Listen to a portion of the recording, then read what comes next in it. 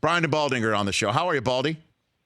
Hello, Rich. I'm doing great, man. Good to be with you, buddy. I'm good. So we've been having fun here with the bowl. Come up with your own personal bowl game. It's got to be the last place you shopped plus the last thing you ate, and that's your bowl game. Can you tell me, Brian, what's the Brian Baldinger Bowl? The last place I shopped, Rich, and the first name of what's the second I'm part sorry. I of it? thought you dropped off. It's the last place you shopped, and the last thing you ate is your bowl game. Okay, I'll take Apple Meatball game. The Apple? The Apple Meatball game, Rich. So you Apple, went to the I bought iPhones at Apple a couple days ago for some gifts, and I had a meatball sandwich for lunch. So an Apple Meatball bowl game. Well, actually, it's Apple Meatball Sandwich Bowl. I like it, Brian. Yeah. I wonder what the trophy would look like. Well, it'd be a little messy, I'm sure, but that's all right. Fantastic. What do you make of Nate Peterman being signed by the Raiders, Brian? I mean, is there what you're seeing on out of Oakland showing you that maybe Gruden is Derek Carr's next on his hit list here? Well, I mean, Nathan Peterman is just waiting to throw his next interception. That's why he got shipped out of Buffalo. I mean, we never saw anybody throw interceptions at that rate. Right. But John Gruden did take that interception bug out of Derek Carr. I mean, hadn't thrown an interception in 8 weeks, so maybe he feels like he could do the same thing to Nathan Peterman and turn him into a player, I guess. But but what I saw, what the whole country saw with Nathan Peterman in Buffalo was just a disaster. Yeah, I know. I mean, I guess I wasn't planning on asking you that, but that's just the news that just broke here. And then out of New York, because we talked with Peter King in hour one about the quarterback market that's coming up and who might be available and which teams might be in.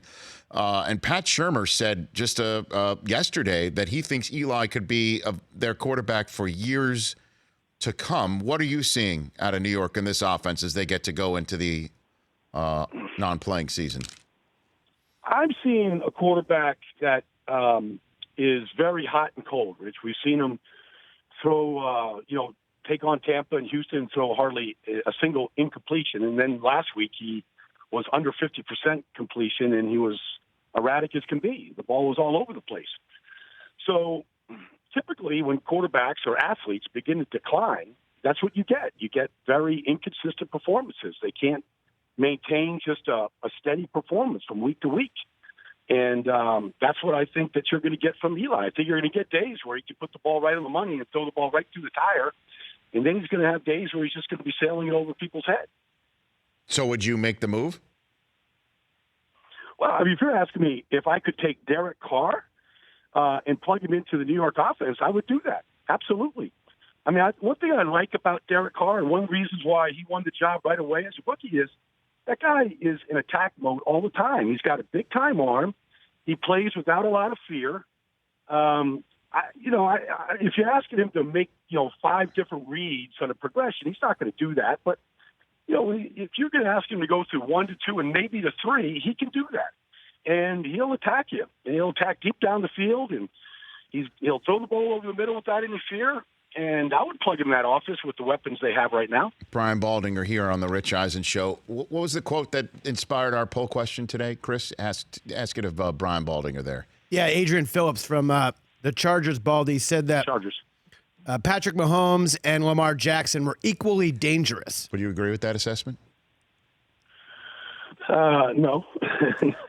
No, I mean, Patrick Mahomes is the most dangerous player in the league right now because he can throw the ball from, and we watch it every week now, and we don't see any kind of decline in his performance.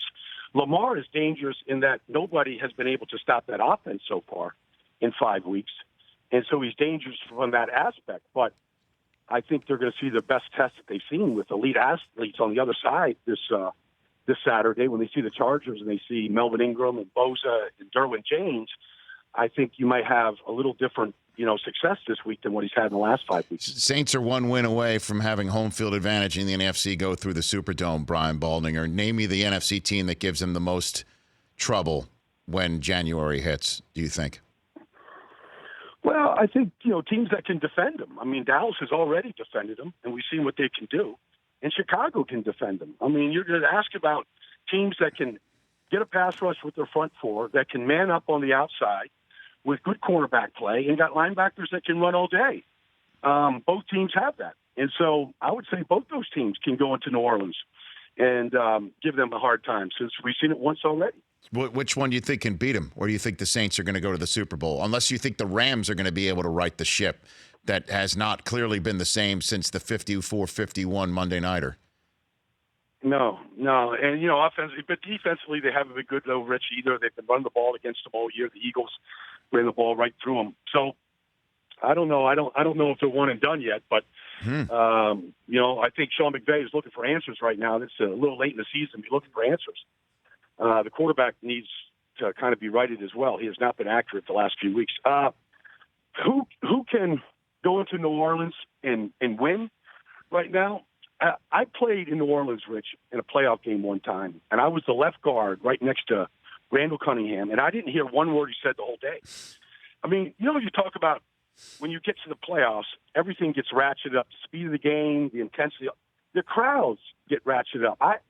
That is going to be a near impossible place to go in there and play right now in January. Was that the old Ricky? Was that the old back in the day of Pat Swilling Dome Patrol? Is that back in the day, Ricky Jackson? Yes, that's exactly who it was.